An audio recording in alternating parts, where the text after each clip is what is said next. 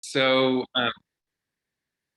good afternoon, everybody. It's wonderful to see you, especially with many new faces. My name is Jared Duval. I serve as co-chair of this Science and Data Subcommittee alongside Megan O'Toole. Today is our June 1st meeting, and we have a shortened agenda today. And I just wanted to start by welcoming folks and then going briefly over our proposed agenda, which includes introductions of all the nominated new members of this subcommittee, and then introductions or reintroductions of those existing members of the committee. And we'll get to that in just a second after some brief business. But then we have a section of updates on different task groups, and then some time for public comment. We also up front want to talk about scheduling of our next meeting. During our last meeting, we had spoken about not meeting as frequently over the summer, and perhaps not meeting during the month of July. So we'll talk about that briefly. But before we go there, I want to, for those who are existing subcommittee members, pause for approval of the minutes from our May 4th meeting. I did note one thing, that there was a section of those minutes towards the end that looked like it had been a carryover from the previous meeting, that if we just delete that, it basically had said that Megan, Claire, Leslie Ann, and I would serve as the nomination subgroup. So that was just kind of I think a relic. But other than that, I think they looked good. Does anyone have any questions or comments about those? Oh, Jane, I have it open. I'm just fixing it and I'll send it to you right now. Just a quick note, the meeting's today, the 1st of June. It says the 2nd of June in the minutes. Thank you, Leslie Ann. I'll fix that too.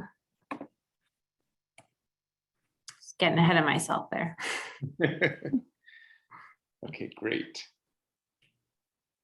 All right, and then so the next thing that we wanted to talk about briefly before we go into introductions is just to pause on logistics for our next meeting. I think we wanted to do this as Leslie Ann's good suggestion, right up front, so that we can do it before we have lost anyone who may need to leave later in the meeting.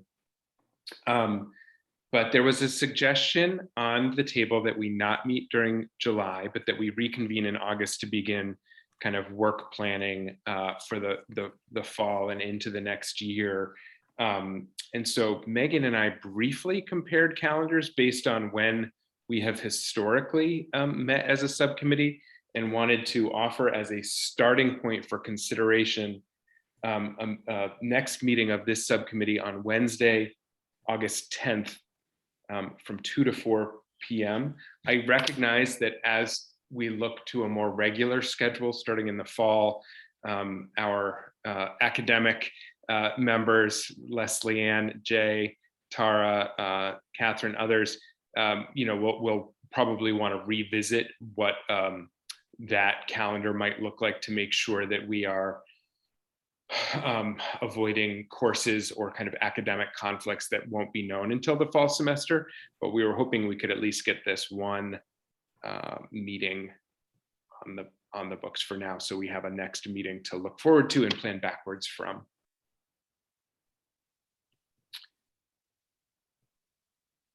So that's the proposal. Any questions, concerns, alternate proposals, or does that sound good to folks? I'm just away on the 10th. I know that already, but okay. So this means not meeting on July 6th. That's correct. Okay. And just so folks know, it would be totally fine to have a meeting at which I could not attend, but I will be away on sabbatical July 12th through August 9th. So that also, no meeting in July also works well for me.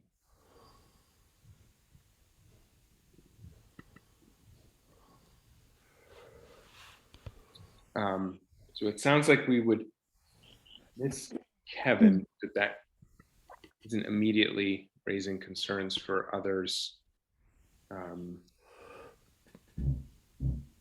Would the week after be an option? Because it would be nice to just start off with everybody being present, you Yeah. know, to get into the swing of things. Yeah, I will be away then as well, but we could maybe send out a doodle poll to try to identify a time that would, and ideally we could find a time that works for everyone. So yeah, we'll try that. We'll try a scheduling poll, but in the meantime, let's just pencil in hold that August 10th date in case we can't find something that works for everybody as a backup. But we'll endeavor to find something at which everyone can attend. Okay. So at this point then, we wanted to have time to go around and create space for folks to do brief introductions. I think you should feel like you share what you want to share, but I think some initial prompts would be your name, your kind of current role and work affiliation, and then if you can just briefly talk about what drew you to want to serve on this committee, or what is particularly exciting to you as you think about this work of the Climate Council broadly, but also of what we are doing together as a science and data subcommittee going forward.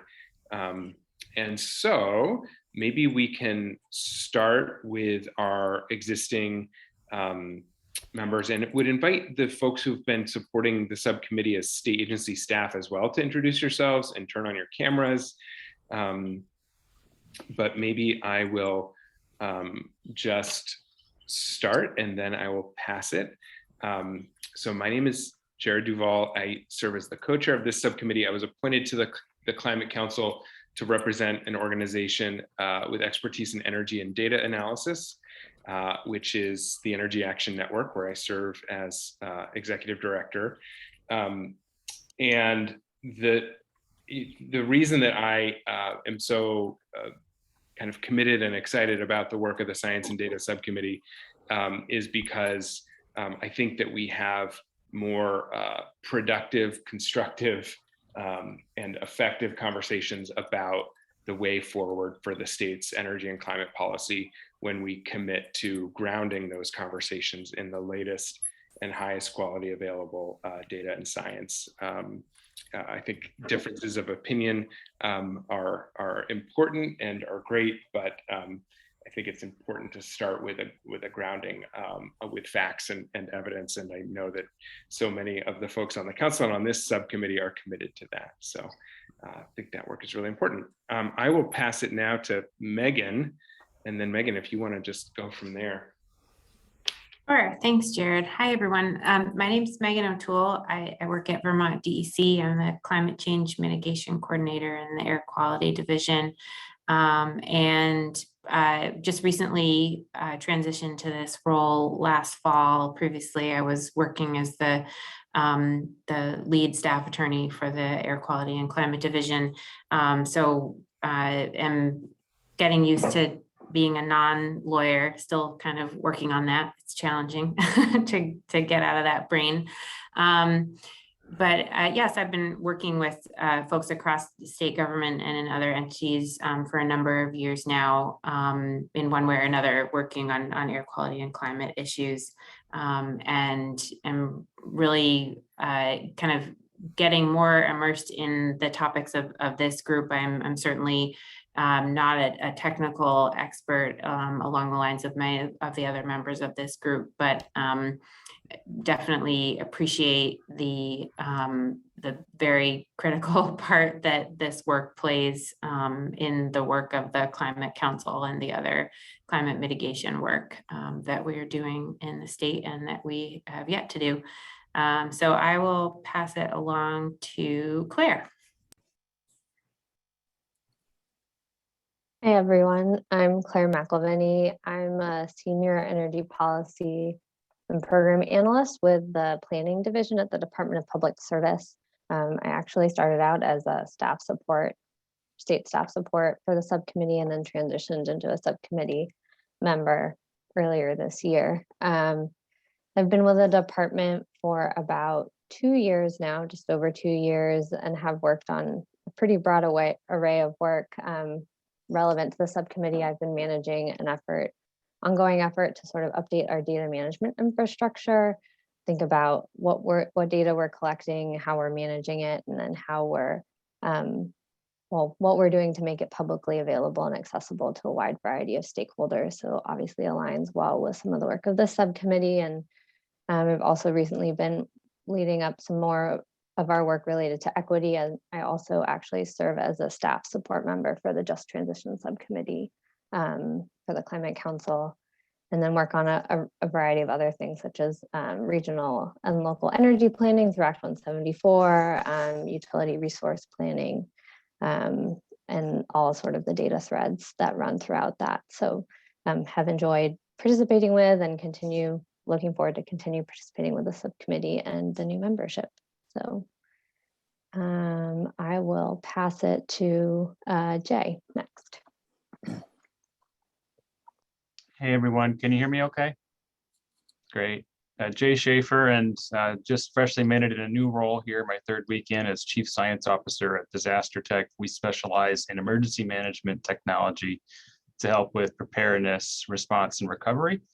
And we're working with DOD, we're working with state governments, and we work with electric utilities.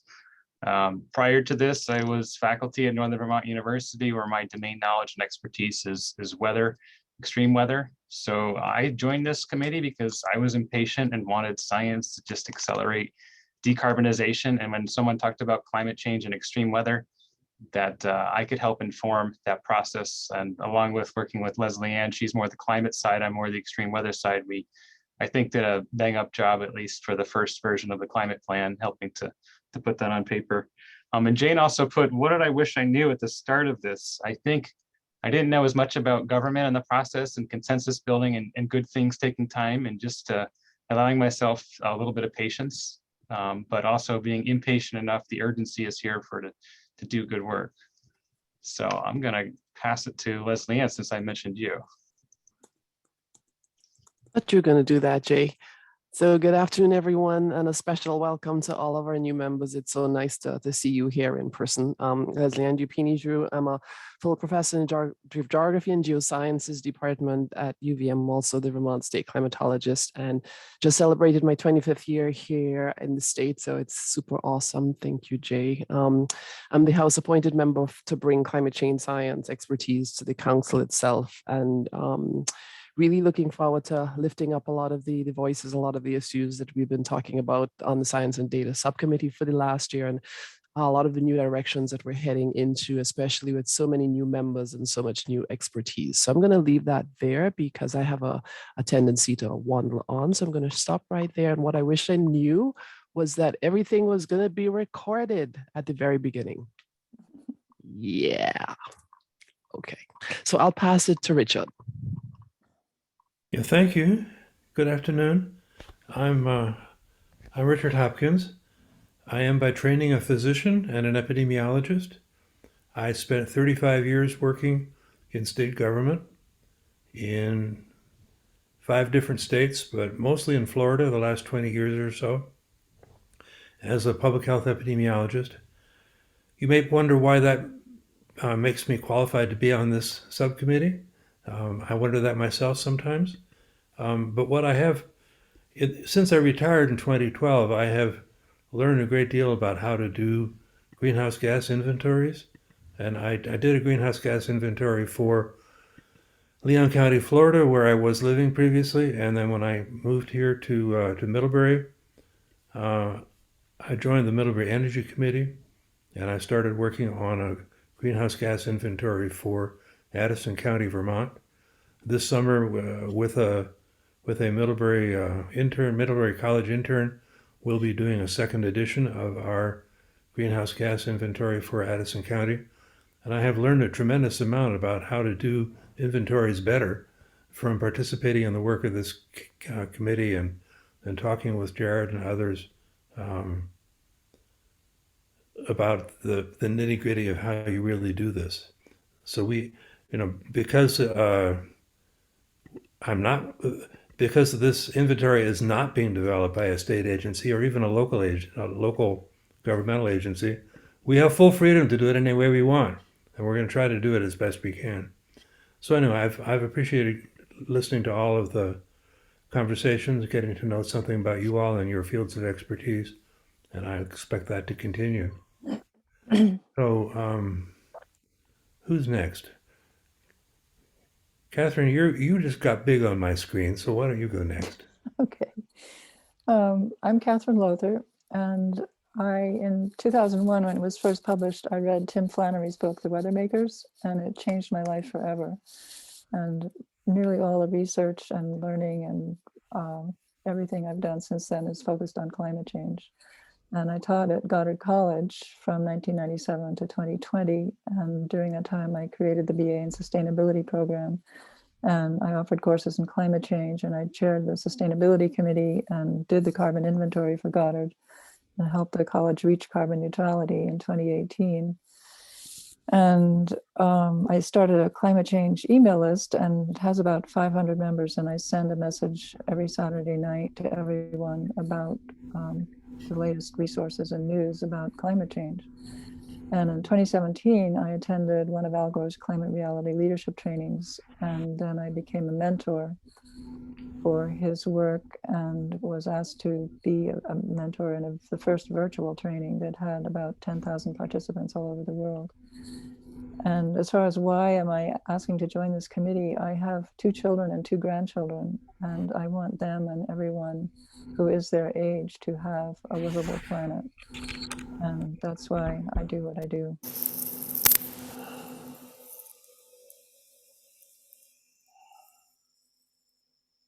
Oh, pick someone. Okay. Who hasn't gone? Has everyone got a picture? Jared Ulmer, have you gone? I have not. Okay. Are there any other existing members that need to go before you want to shift to new members? I'm a new member. Oh, you are? Okay. Yes, you already shifted. Well, we skipped me. Oh, sorry. That's all right. I'm Julie Moore. I'm the Secretary of Natural Resources. Have been in this role for about 5.5 years now. And joined the Science and Data Subcommittee for a couple of reasons. One was each of the climate counselors was asked to pick a subcommittee to serve on in the early days of the Climate Council. And I have a background in civil engineering. And so I think at least amongst my cabinet peers, they felt like this was probably the best fit with that particular skill set. And I think a particular point of interest for me is my background is really in water resources, and it's been incredibly interesting for me to consider and actually see the really strong parallels between a lot of the work we've done to address water quality concerns in Vermont and the way we can frame and approach some of the climate concerns, both in terms of having a data-informed approach, some of the management tools that state government is particularly well suited to deploy, and some of the interesting research questions that remain out there. So this has been a great learning opportunity for me, and really have appreciated the ability to be part of the Science and Data Subcommittee. Thanks, Secretary Moore. Also invite Kashka to do an introduction as well. Oh, oops. I didn't realize that I was going to do an introduction. Hello, Kashka Orlo. I'm currently with the Just Transition Subcommittee, and I'm also a part of the task group that is doing some community outreach and filling in the gaps with that for the Climate Council. And I also work as a consultant for the Capstone Community Action. And I do community outreach for them as well. And I basically want to make sure that voices of those who aren't typically at the table are being heard and listened to. So that's my role. And I'm also a liaison here with Science and Data, which I learned so much so much. Thanks. Thanks, Kashka. So yeah, let's go back to Jared, and then Jared, if you want to pass it to somebody afterwards who's one of those newer folks, and then we'll also do introductions of the state agency and department staff. Great. Thank you, Jared. I am also Jared, just to add to some confusion. Jared Ulmer, I work at the Department of Health and manage the climate and health program there. And I've been in that role since 2015. So I think the relevant expertise, if I can call it that I bring to the subcommittee is we've done a lot of analysis over the years on how climate change in Vermont is and likely will affect the health of Vermonters. So that's sort of one piece of it.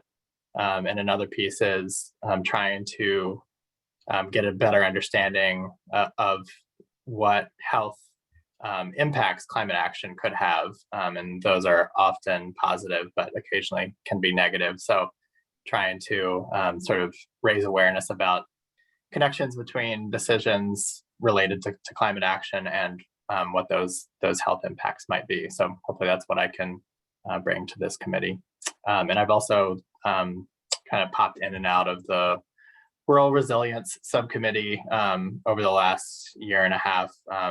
COVID-related duties have sort of taken over, most of the health department's capacity over the last couple of years, but we're finally moving out of that. So I am working with the Municipal Climate Toolkit task group at this point as well. Let's see, and I'll pass it to Kevin. Thanks, Jared.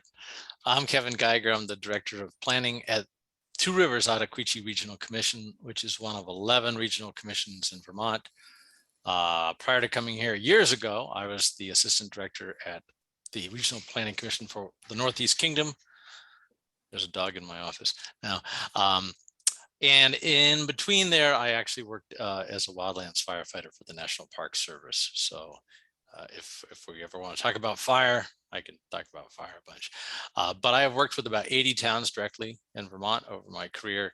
And so anytime we're talking about what towns can or can't do, I will try to ground us in the realities of there not being much there with them. I love science. I can absorb information pretty fast.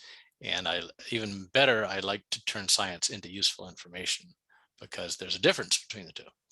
Okay, and let's see, Tara, I think you're new. Yeah, I am. Thanks, Kevin. Hi, everyone. I'm Tara Kulkarni. I teach engineering at Norwich University. So I teach in the Civil and Environmental Engineering and Construction Management Department. I also direct the Center for Global Resilience and Security. And so my interest in this subcommittee is specifically focused on data and science as it relates to resilience.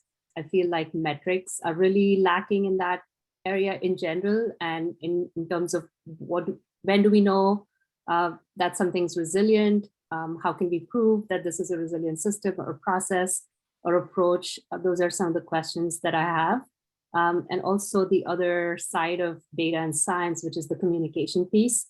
So I've been involved in research where I see beautiful data sets, but either unclear because they're not communicated well, or the opposite. And so trying to make sure that the science and data that comes out of the subcommittee and this whole process, maybe making it as accessible and easy to understand for everyone. And I'll pass it on to Ken. Thank you. Yes, I'm Ken Jones. My current position is Economic Research Analyst at the Agency of Commerce and Community Development. And it's that which I like to bring to this effort, which is to better understand the economic impacts of mitigation strategies largely, but also resilience strategies. But in terms of my background, while I am an economic research analyst, actually, I'd say a majority of my professional background has been in environmental analysis. I ran a nonprofit for 15 years that worked with state government agencies around the country. And one of the outcomes of that work was to build the recognition of the importance of climate change as an overall environmental issue. And so that has been a personal focus of mine for 30 years. And so the urgency of the work that we're doing in Vermont is really important to me. And that's a reason I'm very interested in participating, is just to help us move forward.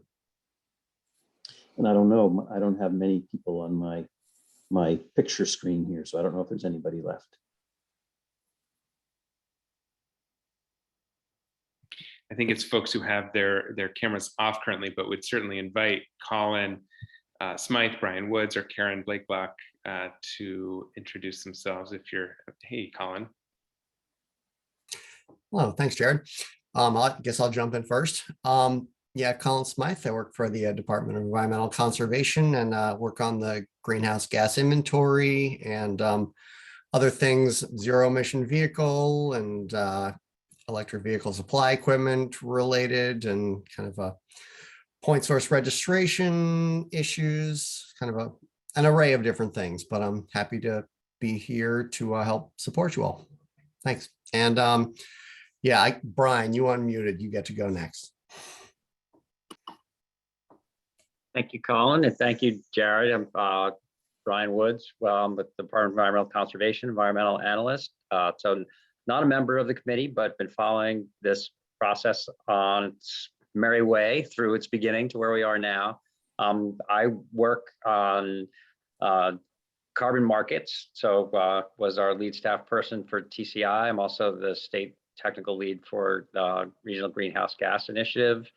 And several other things, which I won't go into here, but here to support the work of the committee to the extent that that's helpful. Colin and Brian have been incredibly helpful on the life cycle greenhouse gas analysis, first RFI and now RFP. Karen. Hi, I'm Karen. I'm a policy analyst with the Agency of Transportation, and I'm also not a member of this subcommittee, but like to attend the meetings whenever possible. Well, you all are welcome to keep your videos on if you would like, but thank you for introducing yourselves. Also note that we got an email from, there's two other new folks who've been nominated to the subcommittee who weren't able to join today, but we will hopefully have at our next meeting, including Elizabeth Palchak at the University of Vermont and Una Darrell, recent Middlebury graduate. Yeah, but I think with that, unless there's any other questions or somebody feels like after they went, there was something that you should have mentioned that you want to make sure to bring up, I think we can, at this point, right on the dot at 2:30, move to other updates, but I'll just pause to see if anybody wants to add anything briefly before we go to Megan. Okay. Thanks, Jared.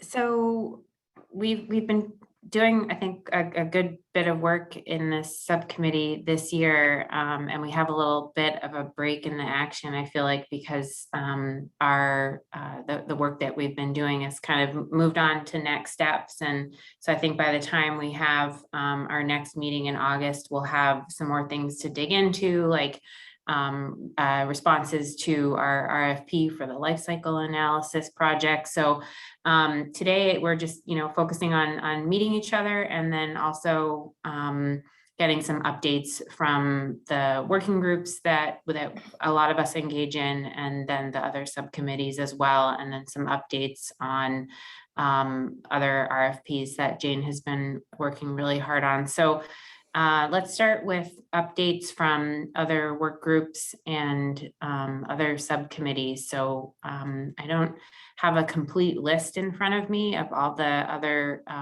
groups that we participate in. So if folks just want to jump in with any updates for this group, please feel free to do so.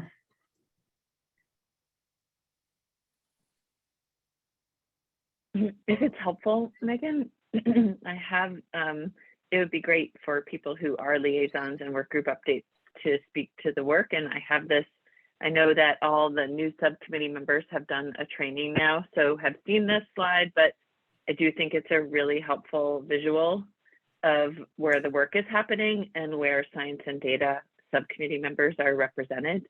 So you'll see that the way that it comes down from here, because the work is really owned by your subcommittee, but where there are, I think this is actually not even completely up to date, because there's also, yeah, it is up to date, sorry. And where you'll see the blue dots for science and data over on these other task groups also show participation. So there are currently 5 very active groups that are moving work forward that science and data is represented on, that we could touch on. And there's folks for all of here that could speak to that. So maybe we could just run through the different. This is really helpful. Thank you, Jane.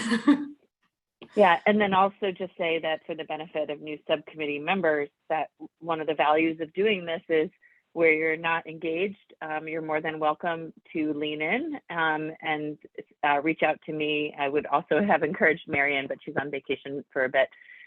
So if you'll reach out to me, I'll make sure to loop you in on the task groups going forward, and we can speak to the overall work of those task groups so you can see where your expertise would be most valuable. And I see Jay put his hand up. Yeah, I just wanted to jump in as being the liaison for rural resilience and adaptation. We met on May 27th, and the Municipal Vulnerability Index and the Climate Toolkit were the most substantive topics. Like this meeting, we introduced ourselves, and half the meeting was just getting to know some new faces. And Jane posted the RFP for that, the second link there in the chat, or the former of the two. And so that's out there. Most of the discussion was around what the use cases were going to be, who the stakeholders might be for using such a vulnerability index, you know, who might use it, how that might be decided, and that was left relatively open.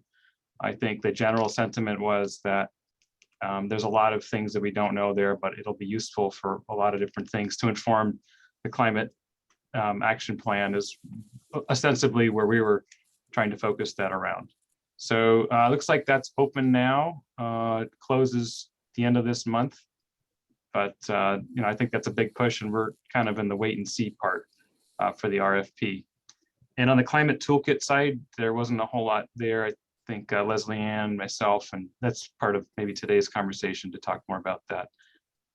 Did I miss anything substantive there, Jane? No, that was great. And I'll pause on the Municipal Vulnerability Index and just say that, yes, it's posted. That task group hasn't really met substantively in a while because we put together the RFP and then it took a while to work its way through the Agency of Digital Services and internal review. So it's posted now, and that task group will come together to review proposals that we receive and work to rank them to make a recommendation to the agency about who we would move forward with contracting with. We don't anticipate executing a contract on that, or I should say any of the RFPs until sometime into August. We have constraints on our business offices in the Agency of Natural Resources, and so we're intentionally sort of leaving the RFPs open for a while and then moving to have a thoughtful proposal review process, and then looking to August to advance contractual work under any of these task group works. So the Municipal Vulnerability Index is the spatially explicit mapping tool. It will certainly be coordinated closely with the Climate Toolkit, which Marianne is leading, but Leslie Ann has been a critical voice on. So maybe I would ask Leslie Ann to speak to the details of the Climate Toolkit after maybe Kashka asks the question, since I see her hand up. Oh, sorry, Jane, I didn't, I wasn't sure if you wanted me to speak to just transitions and the task group, but I could do that later. That's fine. Okay, that'd be great after this one. Thank you.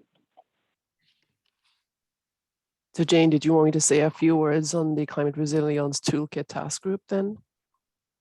That would be really great. Thank you, Leslie Ann.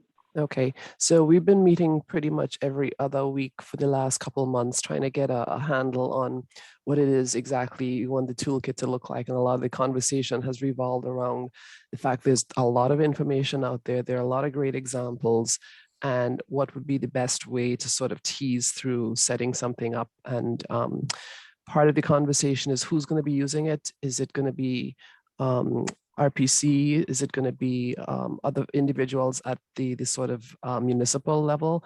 Or is it also going to be available and a benefit to individuals, like individual homeowners and so on?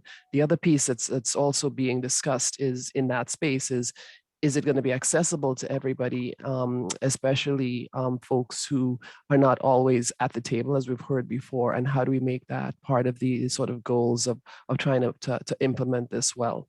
The other sort of overlap is making it, or thinking about making it, a sort of what Ben Rose would call a TurboTax type of approach, where you sort of come in, you may or may not know what it is you're looking for, and so you can go through a series of questions or a little quiz to help parse out what's the best entry point for you. So the multiple entry points of getting to the information that you need.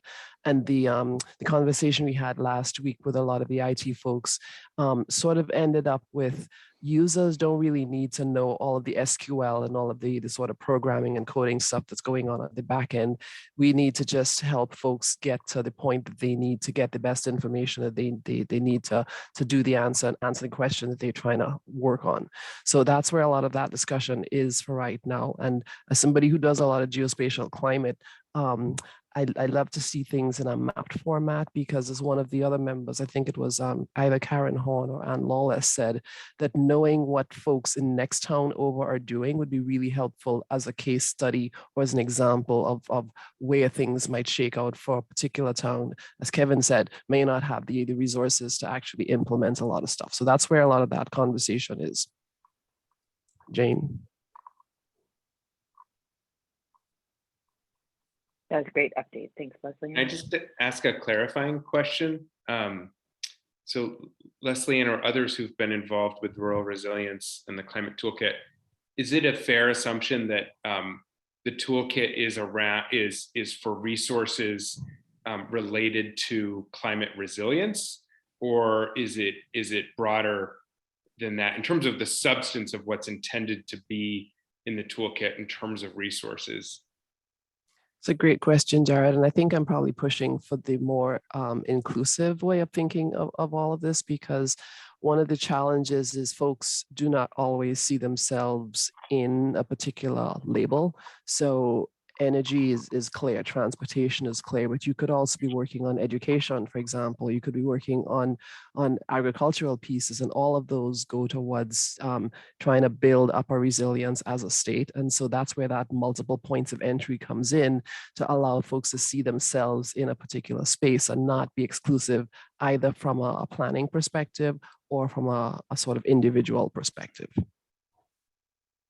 I would just note. And Jared, I'll just say, ahead, sorry, just specific to your question, the way the language is written in the GWSA is it speaks to this as a climate resilience focus, but I have understood from Marion and my limited, I have been participating in some of the meetings, is that it's very obviously intertwined, mitigation, and especially when you take an inclusive view of the definition of mitigation, the way the GWSA does.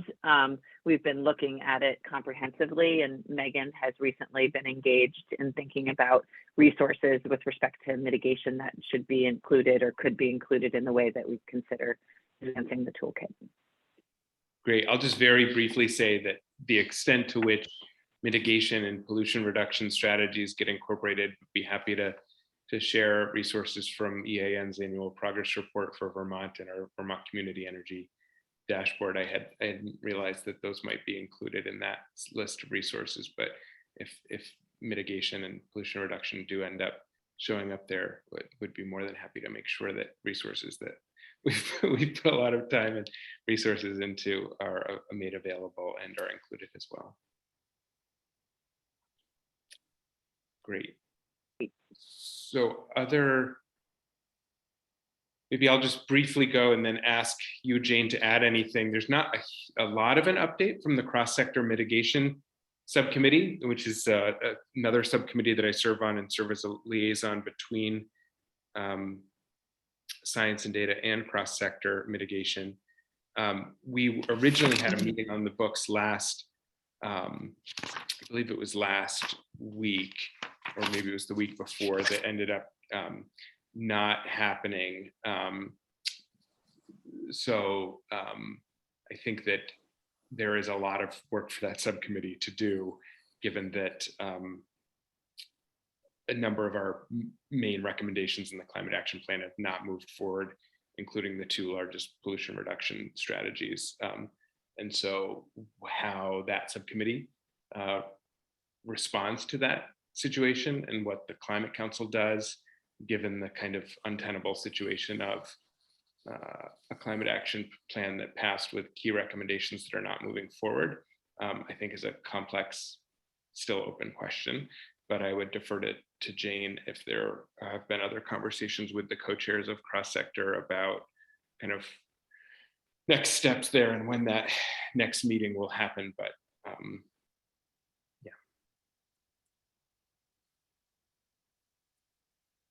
yeah, nothing constructive or tangible to report on there, except for the fact that we do have a meeting in June where I expect us to continue to revisit the work that's happening with transportation and biomass, and then sort of take stock of where we are with other components of mitigation strategies and recommendations. Yeah, and that meeting, if anyone is interested, I think, correct me if I'm wrong, Jane, is scheduled for Thursday, June 16th from noon to 2. And hopefully all the new folks got as part of the orientation, where you can go to the climatechange.vermont.gov website where you can see the calendar and get those links, agendas, meeting access info. So great. Other subcommittee liaisons? Kashka, you were going to go right sure. with this transition? Sure. So, oh, is my camera off? I apologize. Can you hear me okay? Excellent. So basically, for all the new members, welcome. And as I said, I'm part of the Just Transitions subcommittee. And what we were entrusted to do is come up with a way for voices of those in the frontline communities to be represented in the climate action plan, and also to our current role is what we're trying to kind of facilitate and help other subcommittees and the Climate Council, and perhaps the legislature as well, to see how we can be helpful in making sure that our guiding principles, which is our way of bringing up the voices of those frontline communities, that they're being represented in policy, in any kind of new programs that are coming through, etc. So we are basically here to now help other subcommittees. As far as the task group, we are working on, I believe that on June 15th, there will be a gathering of Indigenous people on the property of Beverly Little Thunder on her land. And we're trying to see what kind of representation we can have there to listen to those voices. And we're doing broad public engagement, as well as public engagement with other organizations as well. So that's all in the works as of right now. And just trying to see how we can get that information to everybody else. So attempting to make a tool or some formal way of sharing that information so that it can be represented across the board. So that's what we're doing. Thanks. Thanks, Kashka. Claire. Thanks. And just to add an update from Just Transitions, that's relevant to the subcommittee, there's been discussion, as Kashka said, about what the subcommittee can do to help hold the council accountable to the guiding principles that were developed and the various assessment tools. And one point of discussion around that is related to metrics that could be developed associated with the principles. So, or not necessarily associated, but equity related metrics that could be used to sort of hold the council accountable. So there's been a small task group that's interested in thinking about that. It's not a formal, I guess not a formal task group, just a small subgroup of the subcommittee that's been thinking about that. And we're meeting next week. And I imagine that's just been Just Transitions folks for now, but I imagine that could potentially intersect with a monitoring and assessment tool that I think Jane might give an update on later, and is very much just in the beginning phases. So figured I would flag that since it obviously overlaps with sort of the science and data components of this work. Thanks, Claire. In my recollection, Jane, please correct me if I'm wrong, is that the Agriculture and Ecosystems Subcommittee has not been meeting of late. So we may not have an update from that subcommittee unless you're aware of one or anyone else is. Just that the task group around the agricultural emissions analysis. That is a group that you'll all remember that a recommendation that stemmed from the Ag and Ecosystem Subcommittee was to further explore the way we track our ag emissions within the greenhouse gas inventory, and to further consider tools that both more that look at net emissions, but also perhaps could do a better job of capturing a more fine-grained approach to gross emissions. And we, Megan was successful in putting forward a grant that we received less funding than we asked for, but enough funding to proceed. And we're working through our business office to put together an RFP and contract for that, based very much on the recommendations from Ag and Eco that Science and Data also conferred and put together. So we'll be hoping to put out an RFP in the coming weeks on that progress, on that work also. Can I just ask a clarifying question? Is there anybody from this subcommittee or who's been providing staff support to this subcommittee who is part of that ag emissions? I'm hoping at least Colin is. Or yeah, we worked, oh gosh, it's been a while since we put that proposal together, but yeah, Colin and I worked on that with Ryan Patch and Judson Peck from the Agency of Agriculture. And I think that might be about it. And they have a larger group. When we move forward with the actual task group, there are other members of Ag and Eco who volunteered for that task group. Alyssa White being one who works at UVM, and Abby Course. And so as we move forward, we may consider more diverse representation from the subcommittee too.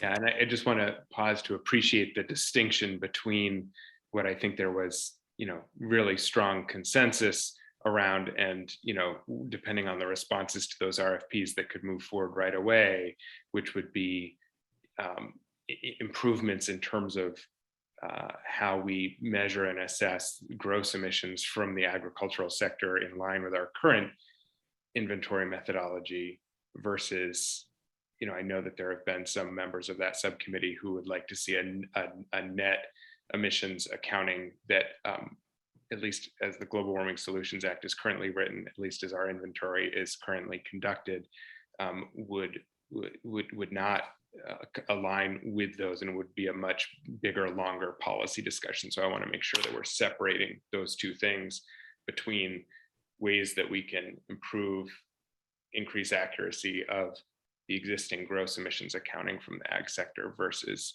any bigger picture, longer term discussions about supplemental net emissions accounting, which get into really complicated questions around soil and sequestration from forests and other land use. Colin. Thanks, Jared. Yep, Megan or Jane, feel free to jump in if you'd rather, but just to respond to that a little bit, I think the idea is to kind of wade into both of those realms, but not with the idea of transitioning to a net kind of accounting framework as it relates to the GWSA, but just to get a better kind of handle, especially on the land use change and forestry aspect of it, and potentially kind of a scenario where ag would be kind of incorporated into that, but also having the inventory maintain kind of the gross framework that it currently does. So kind of have two different pieces. And with the whole Climate Council process, there are going to be numerous sensitivities that we're going to try to incorporate into the next inventory to kind of compare across. So yeah, just a little more on that. Thanks. I haven't been doing a good enough job keeping track of the clock, and I'm noticing how late it's going. So I want to quickly pivot to Megan and Jane on updates around pieces of work that are moving forward, and then so we still have time for public comment. Sure. And I think there may have been a few task groups that we didn't get to, but I think that's okay. And I don't know, I mean, biomass did meet this morning, and I wasn't able to be on for the entire group, but that for the entire meeting, but that group does still continue to I think be in a information gathering phase, and then also trying to understand what additional information is needed to address the scope of issues that had been previously agreed upon. And since I missed the end of the meeting, I might defer to Jane or Colin if there was any conclusion to the discussion or next steps that would be worth communicating with this group. Richard too. Oh yes. Richard states at the bitter end too. Okay. It wasn't bitter. Good. It felt like we landed in a productive place. There was a lot of conversation around, continues to be around how productive that group can be with respect to delivering outcomes that are concrete recommendations. And so I think we left with some clear tasks for me and the facilitator to work on how to ask refined questions in the area of our scope that would lead us to determining recommendations and or broad statements around biomass. For folks who haven't been engaged, there are components of, the climate action plan, while it does put forward solutions that include advanced wood heat, it's silent on a broad statement on biomass, and it's particularly silent on its application for electricity. And so there is room for substantive recommendations and or nuanced statements. And we're going to try to figure out how to do that in a thoughtful and timely way. And then there was also a question put forward around whether or not this group should broaden its definition of biomass, because there is a clear challenge around scope for woody biomass to this group and not biofuels. And there was a question raised about whether this group should be looking at biofuels, and if not this group, who? And we'll be considering that with the steering committee next Monday. And I'll just say that my recommended approach in that space is that we're doing a life cycle analysis, which Megan's going to update you on now. And we should see the life cycle analysis through, and then based on what our learning is in that space, the council can make recommendations to further review different components in that space. But that taking on biofuels feels like perhaps a different set of expertise than the woody biomass group that is meeting. So that's going to be what I pitch to the steering committee in all fairness and openness. I want to say Richard, about the this work group that it has been pleasing and stimulating to me to have genuine experts come and talk to the group at some length about their fields of expertise. And I hope we get to do more of that as we go forward in our work, and as we're not pressed for time to come up with a plan on a tight deadline the way we were last fall. I hope that we make room for more presentations by people with deep expertise in the fields that they're talking about. In that connection, you didn't mention this, Jane, but I think the group was favorably inclined to inviting one or more people with expertise to talk about the health effects of burning wood for electricity in comparison to the health effects of using other fuels and other methods to generate electricity. I think there's interest in having and us gaining a deeper understanding of what the issues are there as well. I'm putting on my epidemiologist hat. I don't do that very often. Yes, there was a recommendation for I think for another subcommittee member here to come to that group. That's great. All right. Okay, so I know we're quickly running out of time, so we can move on to do just brief updates on the measuring and tracking progress tool RFP, and then just for the life cycle RFP, really briefly, we had some great feedback from this group in our last meeting in early May, and we took that feedback and incorporated it into the final version that was released about an hour and a half ago and posted for the world to see. So that will be open until July 8th. So I think the timing of that will be good in light of some of the just administrative constraints that we have at A&R in terms of wanting to wait a bit until we move forward with potentially contracting for that work. So we could expect to take a look at some of those proposals, I think, at our August meeting. But yeah, so that is out, and really appreciate the feedback of this group. It was really helpful in getting to the finish line on that draft, and I think I think the final version really reflected the diverse comments that we received and the carry forward the original intent of the Climate Council in the recommendation to do the work. So unless there's any questions, I'll turn it over to Jane for the update on the measuring and tracking progress. Thank you. And thanks to Megan and Brian and Colin, who really did the lion's share of like the iterative process of the RFP, which was really great teamwork. So for the measuring and assessing progress tool, we have a really solid draft RFP. We're still just reviewing it internally, but I do just wanted to make sure I spoke to it because I know folks like Tara and others here have leaned in around their interest to work on resilience metrics. And so for folks who are new to this group, one of the outstanding obligations for the Agency of Natural Resources within the Global Warming Solutions Act is to stand up a measuring and assessing progress tool that speaks to how we will track and progress related to the implementation of the Climate Action Plan.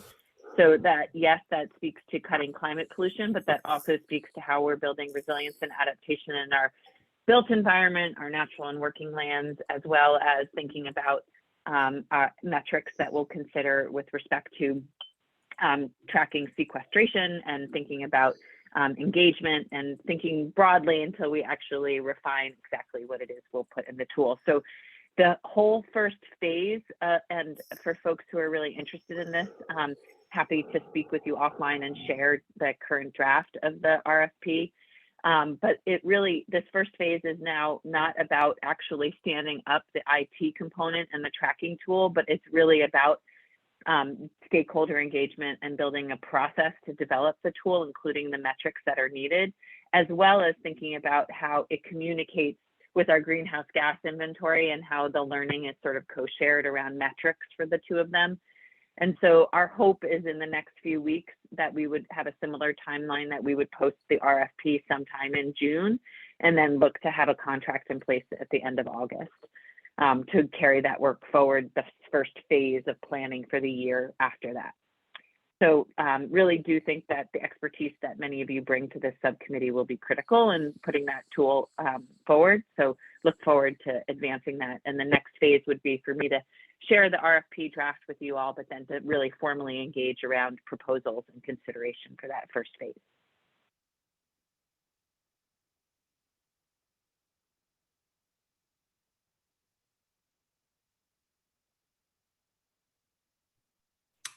All right. Any other brief updates that I missed? I think we covered everything. All right, we're 1 minute over, but I just wanted to see if there were any public comments. I think the only folks on that I see are members of the subcommittee or state staff. So I'm not sure if we have any public on today.